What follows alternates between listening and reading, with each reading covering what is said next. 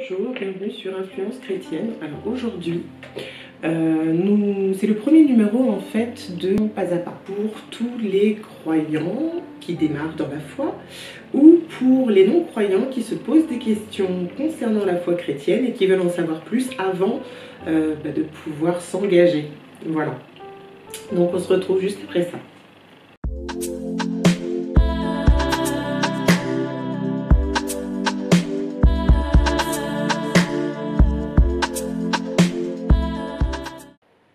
Alors aujourd'hui, le thème c'est être chrétien aujourd'hui.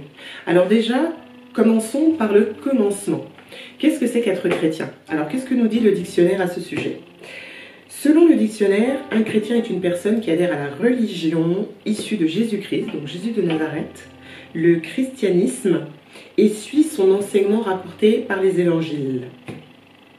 En fait, pour dire ça plus simplement, c'est celui qui croit en Jésus-Christ et le reconnaît comme son Seigneur et Sauveur. Alors, ces termes-là, on les abordera plus tard. Seigneur et Sauveur, en tout cas, c'est la personne qui croit en Jésus-Christ et a tous les enseignements qu'il a pu apporter, en fait, durant sa vie terrestre. Voilà. Alors, il y a 3 grandes branches dans le christianisme, d'accord? Il y a les orthodoxes, il y a les catholiques et il y a les protestants. En fait, le christianisme s'affirme progressivement en fait dans l'Empire romain et se propage en fait après dans le monde. La première fois que le mot chrétien a été employé, c'était vers 60 après Jésus-Christ, d'accord? Et le développement en fait du christianisme a conduit à des diversités en fait de pratiques, des diversités doctrinales, des diversités de rituels, et en fait cette diversité, ce développement a conduit à un éclatement, un schisme en fait du christianisme, qui a donné donc en 1054 le grand schisme d'Orient, a conduit à la séparation en fait entre les orthodoxes et les catholiques. Et en 1517, la Réforme a fait naître en fait le protestantisme. Voilà. Donc je ne rentrerai pas en fait dans les 3 branches du christianisme. Et puis voilà, je n'aime pas non plus le terme religion parce que voilà, religion c'est quelque chose qui a été créé par l'homme et être chrétien c'est avoir la foi en Dieu, la foi en Jésus-Christ, en ce qu'il nous a apporté, dans son amour, dans le fait qu'il est venu pour nous apporter un certain nombre de choses dont le salut, que nous reverrons plus tard. Voilà, donc être chrétien c'est aussi des valeurs en fait qu'on véhicule. Dans un monde en fait qui est régi aujourd'hui par l'égoïsme, donc l'individualisme, par la violence, par toutes ces choses, par le mensonge, par l'insécurité. Et nous croyons, nous pensons, ce que nous essayons nous de véhiculer en tant que chrétiens, c'est les valeurs que Jésus-Christ a manifestées durant sa vie terrestre et même après, parce que Jésus-Christ, son règne ne s'arrête pas juste à sa mort. On en reparlera.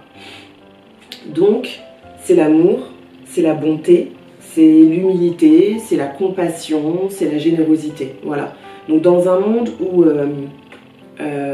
c'est assez difficile, je pense que le monde a encore plus besoin, en fait, de ce genre de valeurs. La parole de Dieu, donc la Bible, qui est donc forcément notre livre de référence en tant que chrétien, nous dit dans Colossiens 3 verset 8, dans la version Louis II, « Mais maintenant renoncez à toutes ces choses, à la colère, à l'animosité, à la méchanceté, à la calomnie, aux paroles déshonnêtes qui pourraient sortir de votre bouche. » Et on nous dit également dans Colossiens 3, donc le même chapitre mais au verset 12, dans la version Bible français courant, « Vous faites partie du peuple de Dieu. Dieu vous a choisi et il vous aime.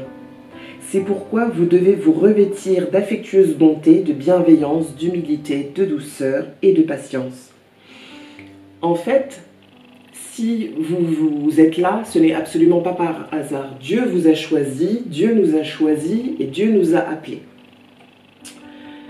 Et ce qu'il veut, ce qu'il souhaite, c'est transformer nos vies, nous donner son amour et nous permettre en fait, dans des situations difficiles, donc pouvoir compter en fait sur lui. De ne pas compter sur notre propre force parce que nous, en tant qu'êtres humains, nous sommes clairement limités. Mais en fait, quand nous venons à Christ, nous n'avons plus les mêmes limitations. Nous ne sommes plus limités parce qu'en fait, Christ et son esprit vit en nous et les limites que nous avions en fait en tant qu'humains, nous pouvons les dépasser parce que nous avons son esprit qui vit en nous. Quand il vient en nous, il nous transforme. Il nous transforme. Alors ça peut être un changement qui est vraiment radical ou un changement qui se fait vraiment progressivement sur le temps. La Bible nous dit dans Romains 12, verset 2, dans la version Bible français courant, ne vous conformez pas aux habitudes de ce monde, mais laissez Dieu vous transformer et vous donner une intelligence nouvelle. Vous pourrez alors discerner ce que Dieu veut, ce qui est bien, ce qui lui est agréable et ce qui est parfait. Voilà. Donc, être chrétien, c'est un choix personnel. Effectivement, tout à l'heure, on parlait des différences entre les différentes branches du christianisme. Chez les catholiques et les protestants, c'est différent. Par exemple, pour le baptême, je ne vais pas rentrer dans les détails, mais je vais expliquer juste ce point-là. Chez les catholiques, vous pouvez naître chrétien, d'accord ? L'enfant est baptisé, il vit dans une famille chrétienne et on dit qu'il est chrétien. Mais en fait, chez les protestants, c'est un petit peu différent parce que ça n'existe pas en fait de naître chrétien. On le devient, c'est pour ça que chez les protestants, on parle de conversion. Et c'est un choix personnel que l'on fait. Vous décidez, c'est pour ça qu'en fait le baptême, c'est ce que je disais, donc la différence entre les catholiques et les protestants, les catholiques peuvent baptiser en fait leurs enfants quand ils sont tout bébés. Chez les protestants, on ne le fera pas. On attend que l'enfant ait un âge suffisamment avancé pour comprendre, d'accord, tous les enseignements de Christ et de pouvoir lui-même l'accepter, d'accord, de suivre ses enseignements. Et c'est un choix qu'il fait lui-même. Mais on peut en fait élever un enfant dans sa foi. Mais en fait, ce sera toujours lui qui décidera, en tout cas chez les protestants, il décidera en fait à un âge raisonnable, à un âge où il est capable de comprendre et de faire ce choix, de choisir en fait de venir en Christ. Et quand il vient en Christ, on appelle ça une conversion. Et le baptême n'est juste qu'une célébration de cette acceptation de Jésus-Christ dans sa vie. C'est tout. Ce n'est qu'une célébration. Voilà. Dans les 2 prochains numéros, alors on abordera le thème « Pourquoi croire ?»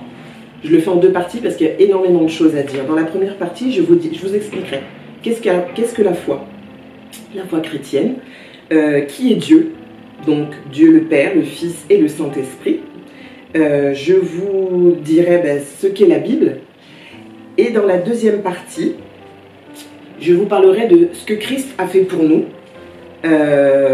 Donc, en détaillant donc, au commencement, déjà le péché originel, qu'est-ce que le salut, qu'est-ce qui s'est passé à la croix et qu'est-ce que nous avons réellement reçu à la croix. Et nous parlerons de à quoi ressemble une vie avec Christ, donc nous les chrétiens, à quoi ressemble notre vie, parce que les gens s'imaginent qu'en fait on est dans une vie très, on s'amuse, on vit, etc. Mais il y a aussi d'autres choses profondes que nous devons partager. Et après, du coup, vous serez face à un choix, peut-être, si le Saint-Esprit vous a convaincu, parce que ce n'est pas moi qui vous convaincrai, moi je ne vous donne que des éléments, et il n'y a que l'Esprit Saint qui pourra venir vous toucher et vous donner la révélation d'éventuellement Christ dans votre vie. C'est ce que j'espère, en tout cas, voilà. J'aime bien terminer par une petite prière, toujours, donc... Père, merci d'avoir permis cette nouvelle série afin de toucher mon frère et ma sœur qui ou démarre dans la foi et il a besoin d'être exhorté, ou Seigneur a besoin d'informations supplémentaires, a besoin d'être convaincu. Mais ce n'est pas moi qui le convaincrai, mais c'est ton esprit au travers de ma bouche qui pourra le toucher. Je te prie, Père, en fait, que pour son salut, pour qu'il puisse être sauvé, qu'il puisse te recevoir dans son cœur et te donner sa vie et te suivre comme nous, chacun d'entre nous a pu te suivre. Révèle-lui en fait la vérité de son identité, son identité spirituelle, et accorde-nous, Seigneur, la grâce de pouvoir l'accompagner sur ce chemin. Amen. Merci et ben, je vous dis à la semaine prochaine.